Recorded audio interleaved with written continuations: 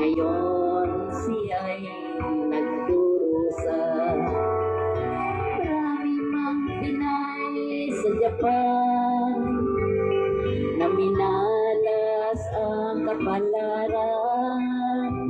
Isipin mo lamang anong sakit naman kung sa kanila ika'y mapabilang.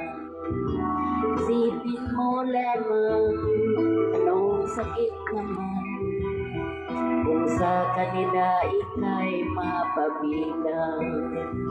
Isipin mo lamang anong sakit naman kung sa kanila ika'y mapabilang. Hello, shout out sa inyong lahat dyan. Tap, tap, tap, share, share, share. Hi, kumusta kayo dyan?